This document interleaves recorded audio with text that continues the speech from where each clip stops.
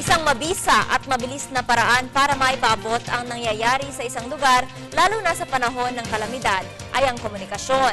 Kaya't agad namang nakipag-tie up ang NDRRMC sa mga local telecommunications group para makatulong na matupad ang layuning makasagip ng buhay. Para sa detalye, balitaan mo kami, Aya Makal. Isa sa mga balakid ng National Disaster Risk Reduction and Management Council sa tuwing may sakuna ay ang pagbibigay ng impormasyon sa kanilang mga kawani. Kaya naman importanteng maiparating ang impormasyon na mabilis kapag may bagyong paparating sa ating bansa. Nang sa gayon ay makakatugon ang mga opisyal ng Office of the Civil Defense at maiparating sa publiko ang impormasyon, lalo na sa malalayong lugar. Kaya naman upang matugunan ito ay gagawa ng web-based system ang isang telephone company para rito.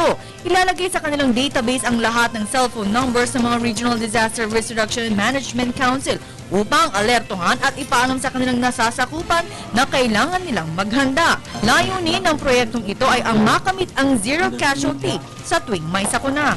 Disaster management. Responders, if you have response groups in your locality, you will be on board in this system. So that the disaster managers, the responders, and will know that there is an incoming hazard so that he can organize his team and prepare. Via SMS o text message, ihahatid ang balita gamit ang teknolohiya ng smart communication sa mga regional officers sa loob lamang ng ilang minuto. Ayon kay Ramon Isberto, ang Head Public Affairs ng Smart Communications, kaya ng kanilang teknolohiya na makapag-send ng text message sa mahigit 100,000 kawani ng gobyerno. Ngunit nilinaw ni Isberto na wala silang kapalit na hinihingi para rito at isa lamang itong serbisyo publikong ihahatid para sa ating bayan sa tuwing may kalamidad. This system is most effective when it is used as part of the disaster management organization. Yung kasi kasama ito sa organization is a disaster response management. A short message will do. Kasi yung mga taong who are part of that management system, naintindihan na kung ano yung isipin ng mensahe. Ang proyektong ito ay sisimulan sa October 1 pero kanina ay sinubukan gamitin ito sa mga miyembro ng media.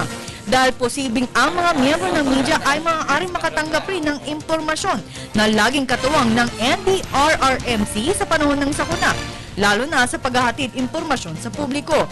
Kung sakaling magkaroon naman ng aberyang smart communication, siniguro ni Del Rosario na mayroon naka-standby na handheld radios na maaari nilang gamitin sa komunikasyon. Para sa Telebisyon ng Bayan, Waywaya Makal.